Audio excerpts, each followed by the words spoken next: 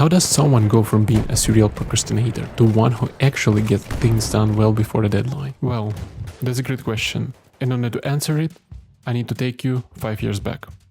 As soon as I happily graduated from uni, something happened that neither I nor anyone on planet Earth expected. COVID. So I ended up in a situation where I get locked in an apartment far from my hometown with an enormous amount of free time. But since I successfully graduated from uni with 3.8 GPA, I probably should have developed some ways of dealing with procrastination. But I was half-assing my way through uni, relying mostly on luck. So I just spent the days playing video games and going through some job interviews, which led me to just come back to my hometown to waste another few years, now from the comfort of my parents' apartment.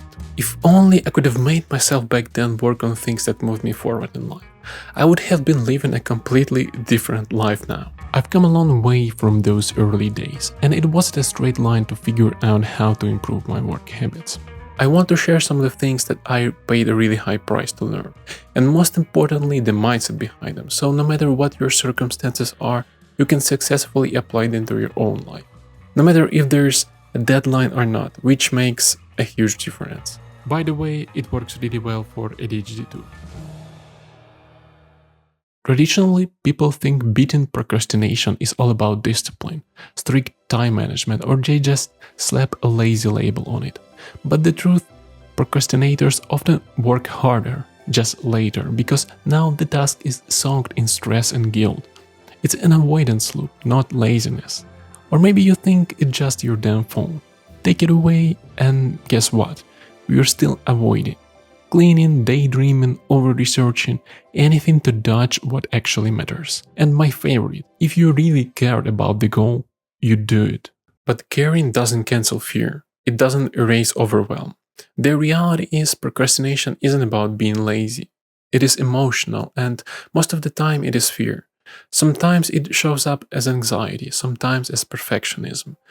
You're scared to fail so you don't start, or you're terrified and won't live up to your expectations. Or if you've got ADHD, you're drowning in the mountain of information you think you need to know. Let's get it straight. Procrastination is avoiding a task you promise yourself you do for no good reason, even when you know it will cost you. And what really stops us?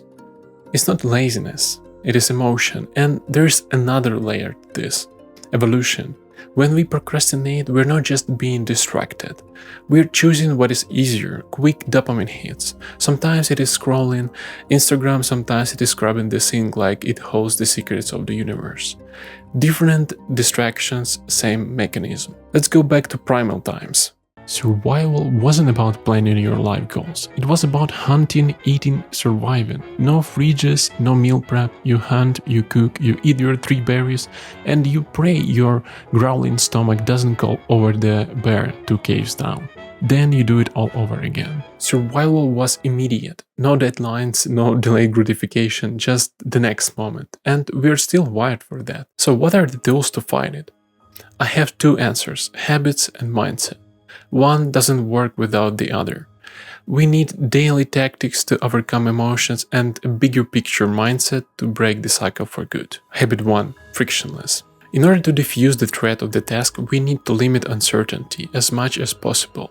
That's something that works for me brilliantly on a daily basis. The idea is simple. In the day, we have our point A, waking up, coming from school, work, and a point B where we presumably started working.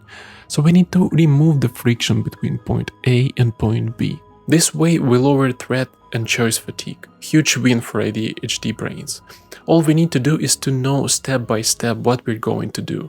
After I wake up, I go outside, practice my vocab, come back, eat, cold shower, and sit down and work for 3 hours. This way, we don't even give a chance to undesired activities to show up. There's no uncertainty. We know exactly what happens and its order. Habit 2. Having a ritual. Okay, but how do you make yourself actually start? One way is to make our limbic system cooperate, pairing dopamine with the point B.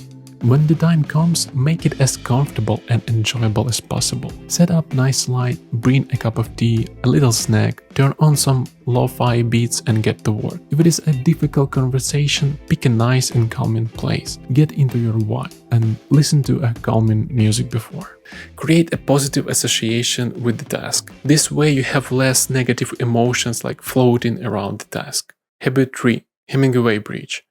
This bridge helps us to create predictability for the next step in our work, no matter what it is, and make the starting point as easy as possible. Hemingway said, "You write until you come to a place where you still have your juice and know what will happen next. And you stop and try to live through until the next day, when you hit it again." So, for example, when starting working on a project, etc., you end on a point when it's still not too fatiguing, kind of a midpoint.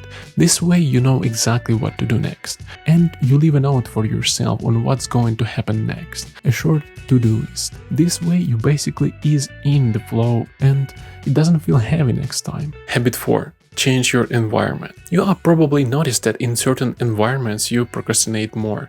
I bet when you were at school or uni you procrastinated much less, because there are simply less contextual cues. Our lizard brain loves patterns. If you're at home and your default environment is just infested with cues to procrastinate, you've got two choices. Change your environment entirely or strip away the cues at home. Delete apps, hide the PlayStation, clear the clutter. When your brain has nothing to latch onto, procrastination has nowhere to hide. Habit 5. Time-based and outcome-based goals. You can see your work through two lenses: time spent and results gained. Time is the easiest starting point.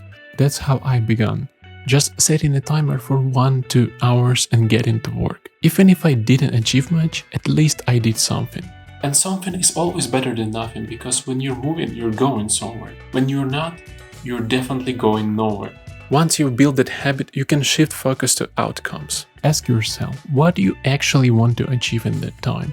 Hitting those goals creates a self-reinforcing loop. Your brain loves seeing progress. It makes starting next time so much easier. Knowing all this is just half the battle. If you force yourself without the right mindset, your brain will fight back and you'll slip back into old habits. So let's get into the mindset shifts that keep you afloat. First, fear, the number one culprit behind procrastination. And you can look at fear in two ways: fear of not achieving the task or fear of dealing with it. If you put it on your list, there is a reason. There's something at stake, and sure, it is harder when it's something forced on you, like school projects or work deadlines. But think about it. Why are you even there? Why did you go to uni? Why did you take that job?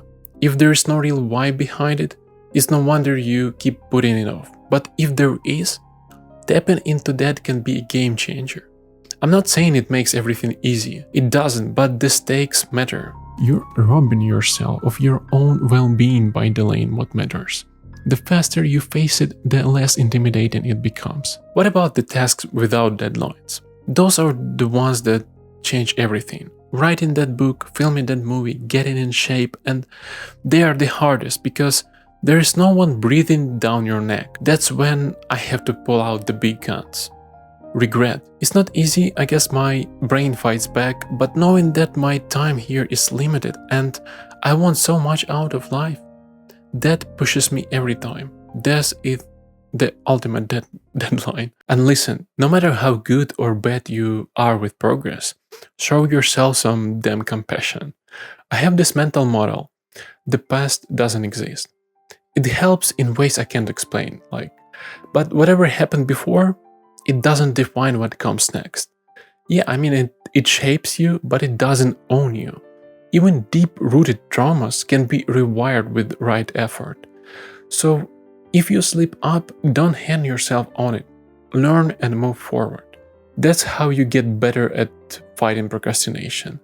By learning your own lesson.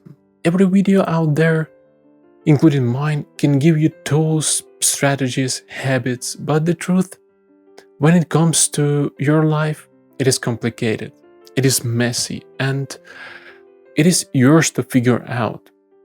These are unteachable lessons, and you can load up your arsenal, but when the real battle starts, it's you and your choices in the end.